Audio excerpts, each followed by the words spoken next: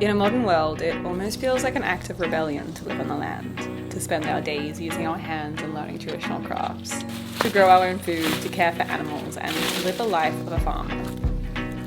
This week, we meet a new special friend. This little goat is about to change everything. This is the newest addition to the goat flock.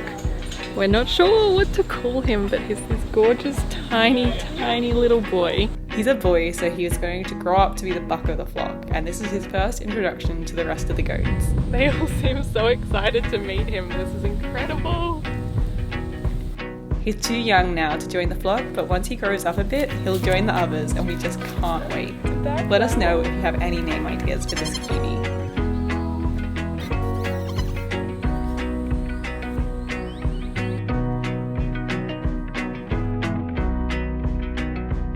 Now that it's springtime and we have new babies joining the farm, it's also time to expand my banana patch.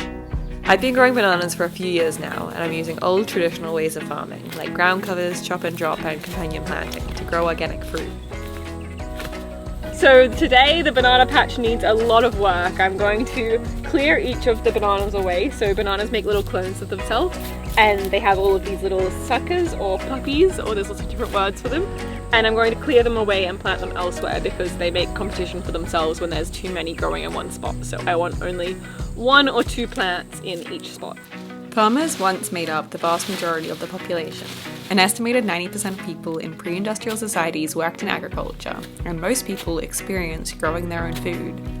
In wealthy countries in modern times, less than 2% of the population are farmers.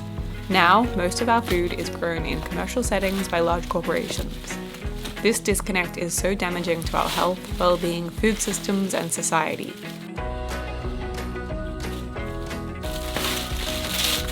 Yay!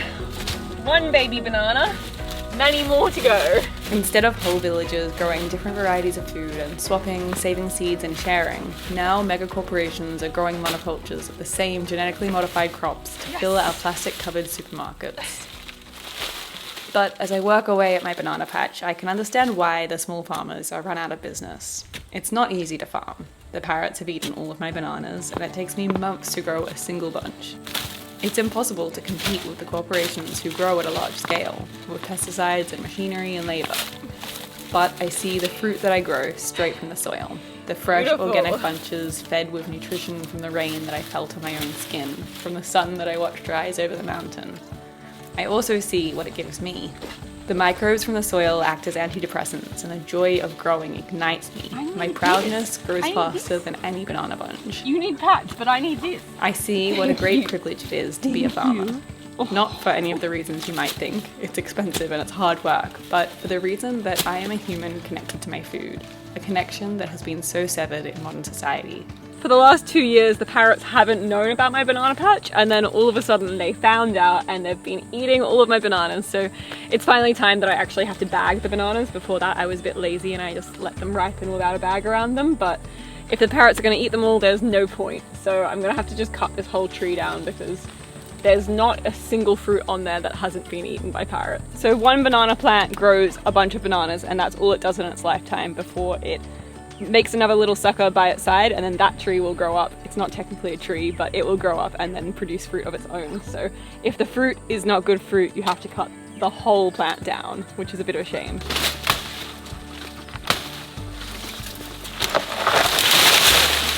The bananas that have half been eaten by parrots aren't a total waste though. They're really good mulch for the garden, so if I chop them up now, then they feed all of that nutrition back into the earth. So they're pretty good.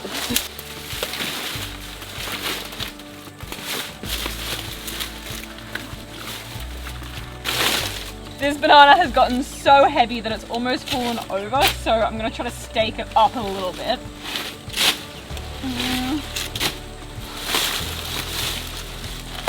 Oh! Some people leave the bell on and then some people cut it off so that it thickens the fruit out better. I think I'm going to cut it off at this stage because it's hitting the ground, and also it's going to be easier to put the bag on, so.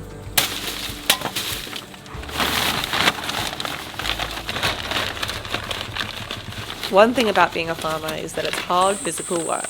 I'm constantly using my body to lift and build and grow and really pushing myself to the limits of what I'm capable of. I've been working on this bamboo camper for the last few months, and not to be dramatic, but it is pushing my body in ways that I didn't even understand were possible.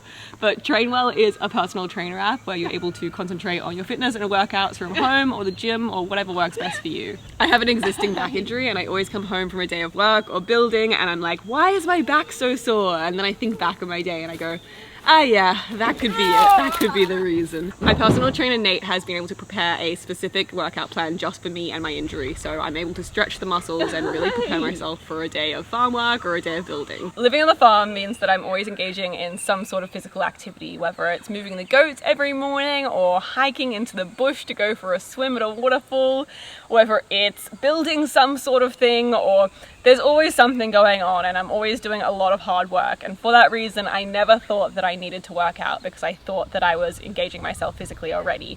But I think I had it all wrong, and that's exactly the reason why I should be working out.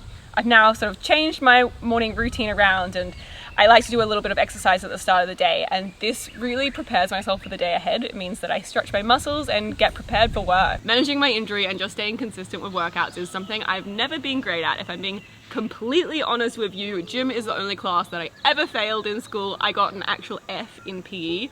Every single race that I ever entered, I came last in. So sport and workouts have always been something that I've been kind of just a bit too embarrassed to even try. But with Trainwell, you take a quiz and you get matched up with a personal trainer for your needs. Then you meet with them, you create a workout plan, and then you also have that human accountability so that you stay consistent with your workouts. All of the workouts have videos attached, and you can even send a video to your personal trainer to check your form. So suddenly all of my fears about workouts have faded. I'm able to engage my body and build my strength. I think my favorite part is that you can download offline workouts, so you can download them onto your phone and then go work out in the field, or have a big dog to keep you company. You can take the quiz to find the perfect personal trainer for you and get a 14-day free trial by following the link in our description.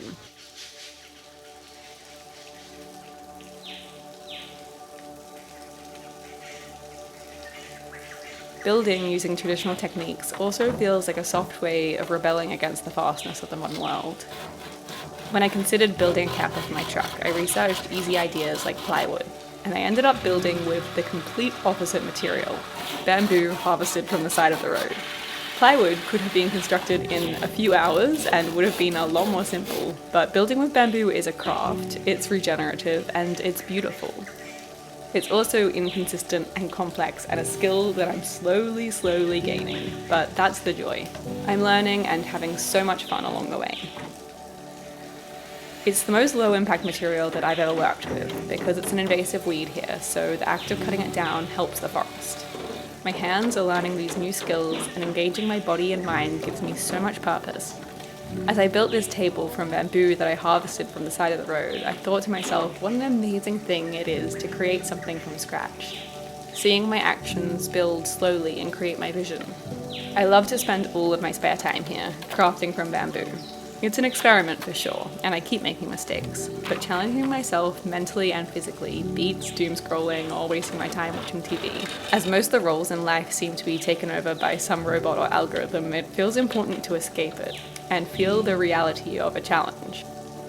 Farming and building are challenging, and there often aren't easy answers. With so much of life, we're in this habit of just Googling a question we have and quickly getting a step-by-step of how to solve it. And I'm not complaining, that's super helpful sometimes, but sometimes I think we lose the capacity to think for ourselves. This camper is teaching me to sit with the problem, to not rush to solve it straight away, but work with it, understand it, and then shift my ways to make it work. This is the meaning of being a farmer in a modern world. It's being connected to the land and to our hands. It's choosing to use your time intentionally. We're always encouraged to think big, to imagine the big picture and create large changes, but farming is thinking small. It's starting with a single seed and growing large ideas from small actions. Ta-da! You've got a pop-up table! But if you want it for a kitchen then, you put this on, strap it in. It's not properly strapped, but whatever. Then, pull this up. Pull this out, your little legs come out, and then put this back in, and then they act as little extenders, and you've got a kitchen bench, so you can chop at a higher height.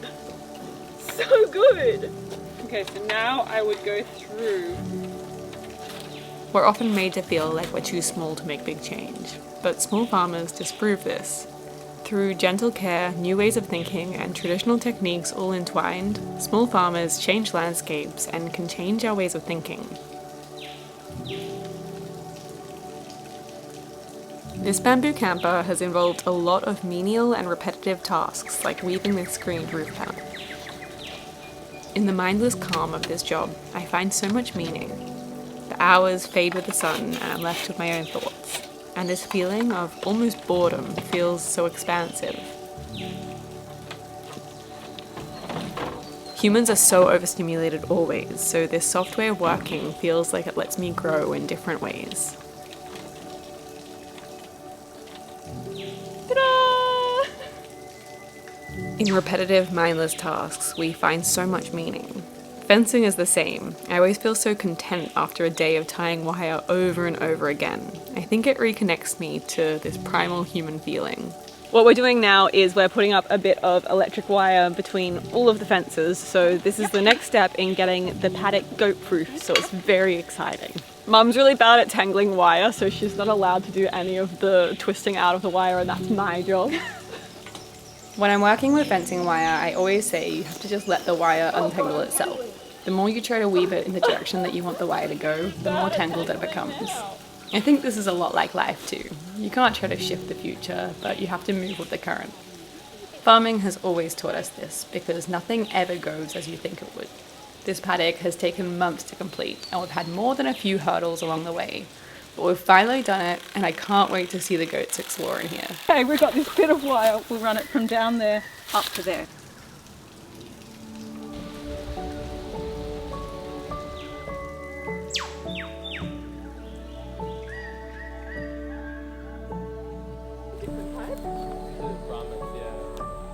We're getting the little goat from an amazing farm in a valley close by. This is Benny from Zandara Farm, a magical place where almost 100 goats, rescue cows, and beautiful poultry roam under the mountains. It's so inspiring to see another young farmer in these hills thrive, and it makes me so proud for this community.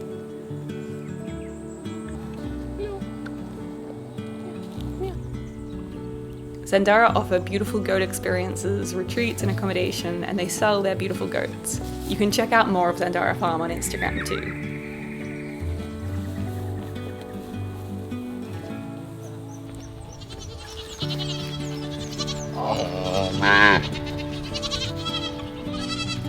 Oh my god, what a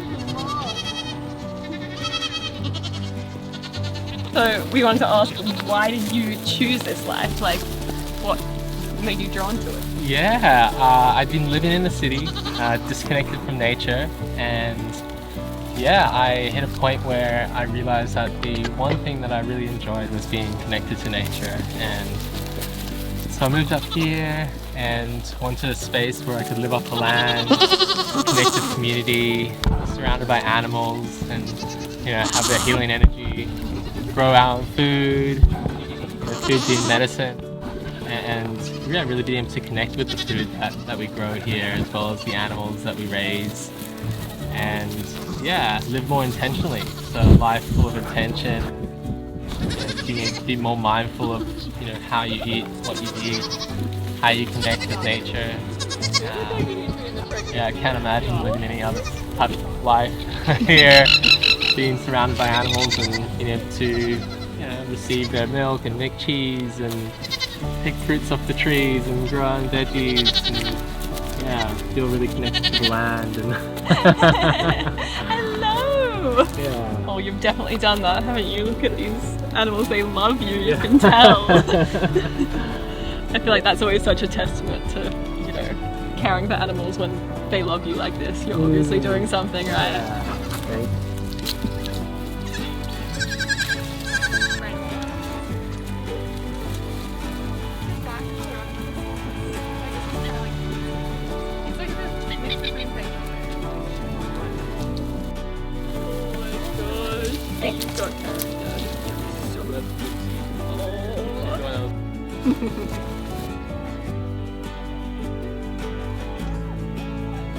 Yeah, chickens are the best. You harvest the honey? Yes, yeah, we do harvest the honey. So yeah, it's really exciting. Last time we got about 57 kilos from just 2 hives. So yeah, we've got 12 hives here, and it's all natural beekeeping.